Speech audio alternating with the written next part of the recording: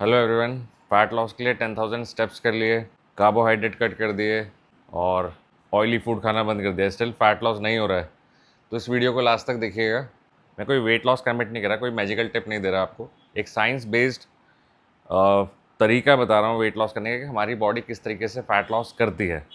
But जो reels scroll करते करते 30 सेकंड के अंदर नॉलेज लेना चाहते हैं, ये वीडियो उनके लिए नहीं है। वो वीडियो इसको स्किप करके वापस रील स्क्रॉल कर सकते हैं। थोड़ा सा लेंदी होने वाला है ये, क्योंकि आपको बेटर समझाने के लिए ये वीडियो मुझे लॉन्ग फॉर्म में बनाना पड़ा है। ये शॉर्ट फॉर्म में पॉसिबल ही नहीं है, शॉर्ट्स या रील के फॉर्म में ये सब डिटेल में समझा पाना। वेट लॉस के लिए सबसे इम्पॉर्टेंट जो चीज़ है, आपके 10,000 स्टेप्स, आपके कार्ब्स कट करने और आपके ऑयली जंकी फूड छोड़ने के अलावा भी जो सबसे इम्पॉर्टेंट चीज़ है, जिसको सब इग्नोर करते हैं, जिसके बारे में कोई बात नहीं करता, जिसके बारे में आप खुद बात नहीं करना चाहते, नहीं जानना चाहते, या फिर maybe lack of information की वजह से आप लोग इसके बारे में नहीं जानते। फैट लॉस का जो रियल बॉस है वो है मसल।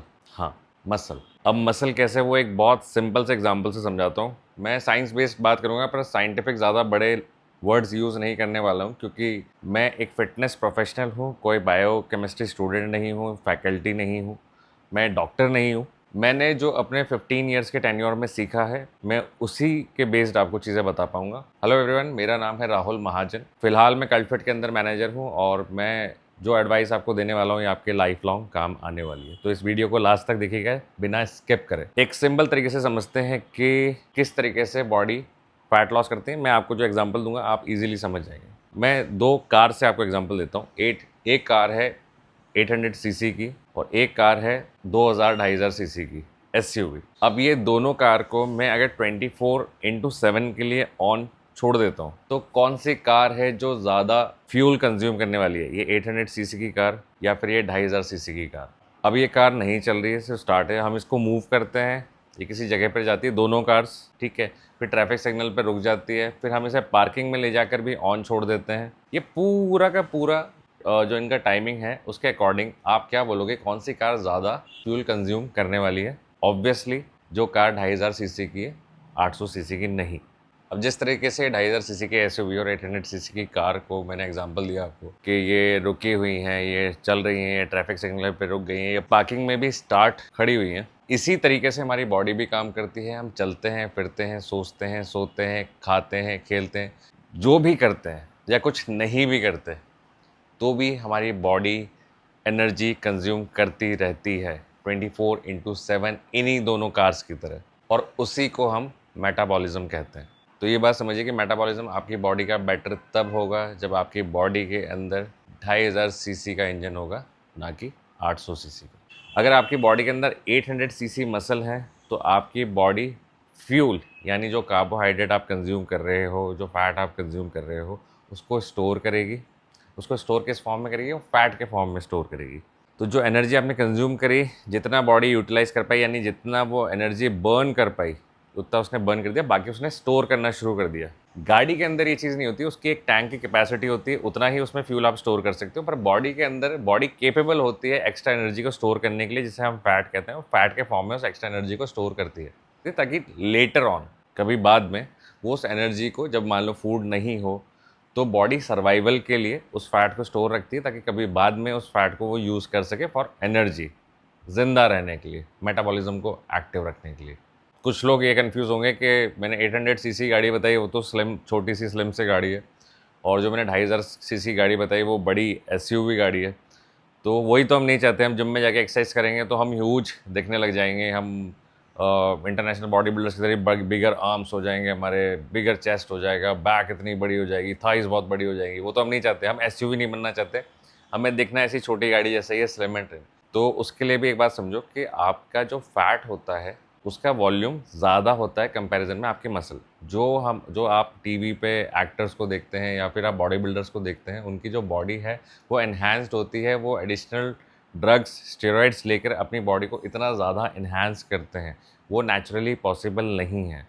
कभी नेचुरल बॉडी बिल्डिंग आप शो देखोगे तो वो बिल्कुल लीन बॉडी होती है, बिल्कुल पतले पतले से उनके मसल होते हैं। अगर आप 1 किलो मसल को देखेंगे और 1 kg फैट को देखेंगे, तो मसल का साइज़ बहुत कम होगा, वो बहुत कम साइज़ के अंदर 1 kg आ जाएगा, और 1 किलो फैट एक रुई की तरह होगा। मैं एक सिंपल से एग्जाम्पल से बोलूँ तो 1 केजी का एक जो वेट है, हमने एक 1 केजी का आप वेट देखो और 1 केजी आप कॉटन देखो, तो 1 केजी वेट के कंपैरिजन में 1 केजी कॉटन का वॉल्यूम ज़्यादा होगा।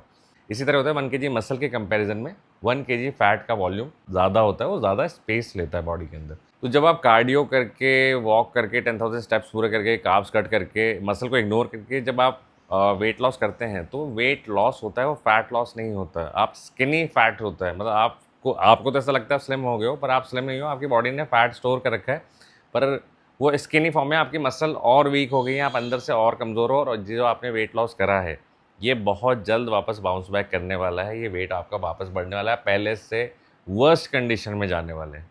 सो आई गेस मसल की इंपॉर्टेंस आपकी समझ में आ गई होगी कि बॉडी फैट लॉस कैसे करती है, ये भी आपकी समझ में आ गया होगा। मसल बिगर इंजन स्मॉलर इंजन का डिफरेंस है।